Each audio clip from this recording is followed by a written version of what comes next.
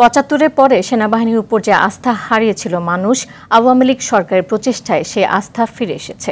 সকালে ঢাকা সেনানিবাসে দুটি নবনির্মিত ভবনের উদ্বোধন শেষে বিশেষ দরবারে অংশ নিয়ে এমন মন্তব্য করেছেন প্রধানমন্ত্রী শেখ হাসিনা।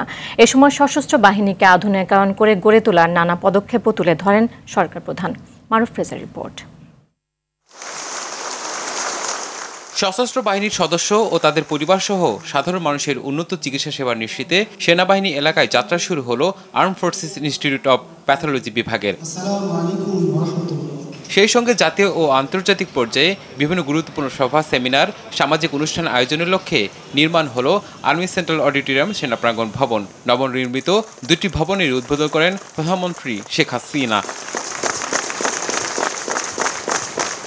পরে বিশেষ দরবারে অংশ নিয়ে সেনাবাহিনীকে ঘিরে আগামীর পরিকল্পনা তুলে ধরেন প্রধানমন্ত্রী। সশস্ত্র বাহিনীর জন্য জাতির পিতা বঙ্গবন্ধু শেখ মুজিব যে 1974 সালের যে প্রতিরক্ষার নীতিমালা প্রণয়ন করেছিলেন, তারই ভিত্তিতে ফোর্সেস গোল 2030 প্রণয়ন করে আমরা তা বাস্তবায়ন করে যাচ্ছি। ফোর্সেস গোল বাস্তবায়নের মাধ্যমে আমরা চাচ্ছি আমাদের সশস্ত্র বাহিনী আধুনিক জ্ঞান সম্পন্নভাবে প্রতিষ্ঠিত হবে। সরকারের নেয়া নানা উদ্যোগ আর সেনাবাহিনীর চলমান কর্মকাণ্ডের মাধ্যমে একসময় হারিয়ে যাওয়া আস্থা জনগণের মাঝে ফিরে এসেছে বলেও মন্তব্য করেন সরকার প্রধান। আমাদের সেনাবাহিনী আজকে জনগণের পাশে দাঁড়ায়, জনগণের আস্থা বিশ্বাস অর্জন করেছে।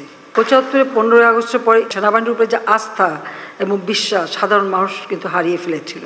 আমার প্রচেষ্টা ছিল যে সেনাবাহিনীর প্রতি আমাদের সাধারণ মানুষের একটা আস্থা বিশ্বাস যেন সৃষ্টি হয়। দেশের চলমান উন্নয়ন ধারা ধরে রাখতে বাহিনীর সকল সদস্যের প্রতি আহ্বান জানান প্রধানমন্ত্রী শেখ হাসিনা।